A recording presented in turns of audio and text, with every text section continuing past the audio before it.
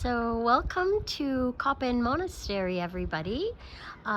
This is the place that I will be living for the next 3 months. I don't think I'll have much access to technology as they ask you to hand things in, starting with the courses. So I'm going to start with a course in Buddhism, and then I'm going to work my way through some different courses. But more importantly is just the quiet reflection time that I'm hoping to take here and just do my own inner work. Would you like to be on my video? Here we have our beautiful people. Hello, G. We have our beautiful people that are working at the front door and are helpful for everything, that whatever they're called on to do. And here we are. It's an absolutely breathtaking facility. My words just can't even express. In the last, I guess about 16 hours, my experience here. We have a little shop to the side in case you need any personal things, and I think I saw somebody walking around with munchies, which I thought was really cool. Not that I'm into the munchies these days. I'm really just into eating very sattvic foods.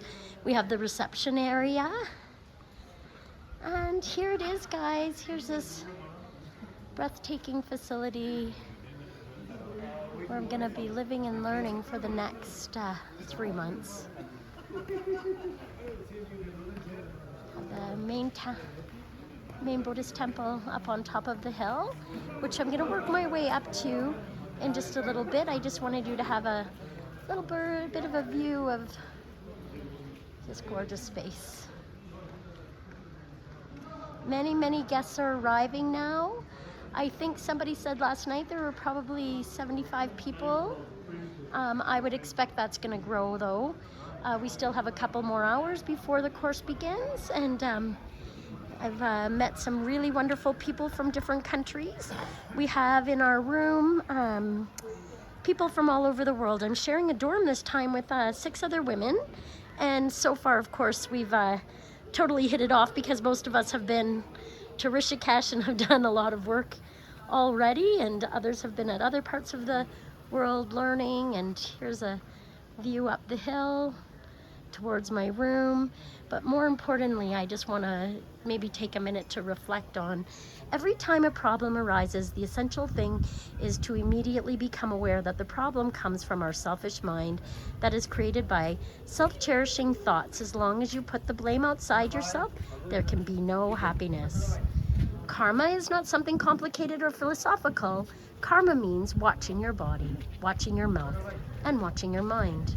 Trying to keep these 3 doors as pure as possible is the practice of karma. How do we control anger? We have to think anger has no quality. It only brings suffering and destroys peace, and brings lots of suffering continuously, bringing big problems. Therefore, you see how much problem anger brings, so that it is no quality, which brings only suffering and problems, so that you can see and then you can know through these that anger is dangerous. And that has been my experience with anger, through and through. I'm sorry to those that I've practiced my anger out on. I'm really going to be better now. If you want to change the world, first try to improve and bring about change within yourself. That will help change your family. From there, it just gets bigger and bigger. Everything we do has some effect, some impact. Politicians need religion ever more than a hermit in a retreat. If a hermit acts out of a bad motivation, he harms no one but himself. But if someone who can directly influence the whole of society acts with bad motivation, then a great number of people will be adversely affected. Oh, and the readings, these are from the greatest smiling Dalai Lama of our time. These are the teachings of His Holiness, the 14th Dalai Lama. And the first couple were from other Dalai Lamas, and I will try and get that information up as well. So we can hear a plane moving overhead. I'm not sure if you can see it. I tried to focus in on it. For as long as space endures, and for as long as living beings remain, until then may I too abide to dispel the misery of the world. not to commit any evil actions, to accumulate wealth of an excellent virtue, and to subdue one's own mind. This is the teaching of Buddha. Why be unhappy about something if it can be remedied? And what is the use of being unhappy if it cannot be remedied?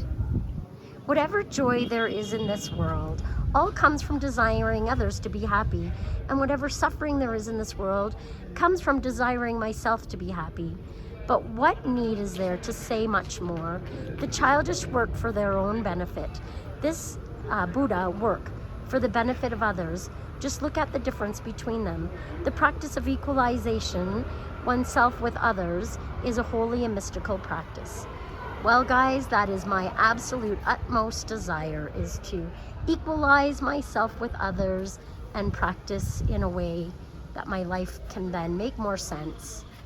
And here we have, right from the moment of our birth, we are under the care of kindness of our parents, and then later on in our life, when we are oppressed by sickness and become old, we are again dependent on the kindness of others. Since at the beginning end of our lives, we are also dependent of others' kindness, how can it be that in the middle we neglect kindness towards others? His Holiness, the 14th Dalai Lama. Again, the Dalai Lama with a smile so bright when he opens his smile, you would think the sun is coming right from his tummy space, all the way through him to your heart. The true meaning of life. We are visitors on this planet. We are here for 90 or 100 years at the very most. During that period, we must try to do something good, something useful with our lives. If you contribute to other people's happiness, you will find the true goal, the true meaning of life.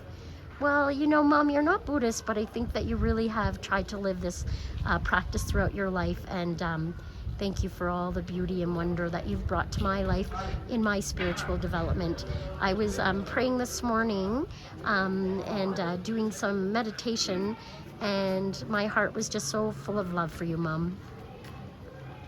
Okay, I'm gonna end here and start another video because I don't want it to be so long that I burn you out from an hour-long video all at once at the monastery.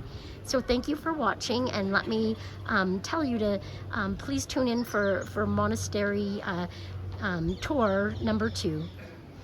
Namaste, everyone.